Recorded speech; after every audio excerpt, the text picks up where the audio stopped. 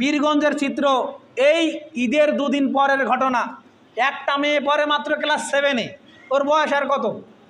Class 7-এর মেয়ে বের হয়ে চলে গেল পাশের গ্রামের একটা ছেলের সঙ্গে। ক্লাস 7-এর মেয়ে, বয়স মাত্র কেবল 14 বছর। কেন গেল, কিভাবে গেল? প্রত্যেকের হাতে হাতে একটা করে শয়তানের বাক্স আছে না নাই? এই শয়তানের বাক্স থেকে কেউ নিরাপদ নয়। আমি যদি এই শয়তানের বাক্স আমার কাছে থাকে তাহলে আমি নিরাপদ নই। কথা বুঝেছেন?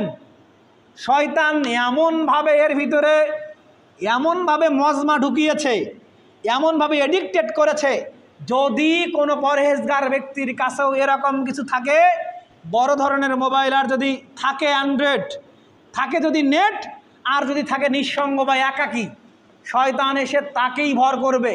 সে যেগুলো দেখবে এগুলোই অ্যাপ্লাই করবে নিজের ভিতরে অ্যাপ্লাই করতে করতে করতে করতে এটা যখন সমাজে রিউমার আকার ছাড়াবে, তখন সমাজ পলিউটেড হয়ে যাবে। তখন চারিত্রিক অবস্থা দিনকে দিন অবনতি হবে।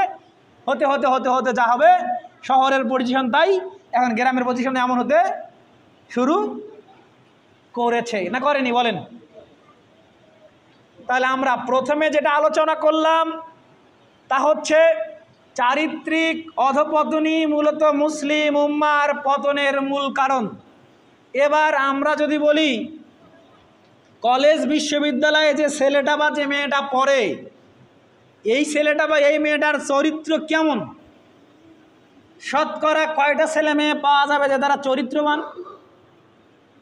কয়টা পাওয়া যাবে? আপনারাই নিজে নিজে বলেন। বিশ্ববিদ্যালয়গুলোর চিত্র বলা বাহুল্য। বিশ্ববিদ্যালয়গুলোতে যদি আপনারা কেউ যেয়ে থাকেন, দেখে থাকেন, তাহলে বুঝতে পারবেন এরাই নাকি জাতির মেরুদণ্ড, এরাই নাকি জাতির ভবিষ্যৎ, এরাই নাকি জাতিকে নেতৃত্ব দেবে, এরাই নাকি জাতিকে নীতি শিখাবে, এরাই নাকি জাতিকে নৈতিকতা শেখাবে, এরাই নাকি জাতিকে চরিত্র বিনির্মাণ শিখাবে। এগুলো কি সত্য? এগুলো কি বিশ্বাস করা যায়?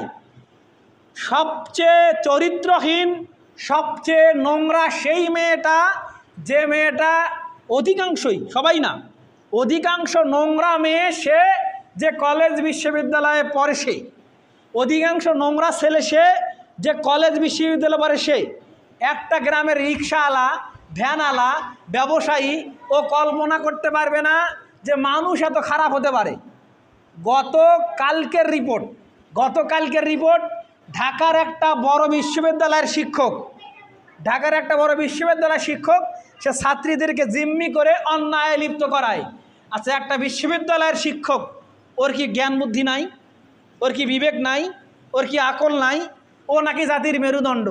ওর কাছে যদি একটা ছাত্রী নিরাপদ না হয়, তাহলে ওকে দেশ দিলে কি সে দেশ নিরাপদ থাকবে? মনে হয় নিরাপদ থাকবে? ওকে সমাজ দিলে সমাজ নিরাপদ থাকবে? কেউ নিরাপদ থাকবে? নিরাপদ থাকবে না। কেন? কারণ ওর চরিত্র বলে কিছু নেই।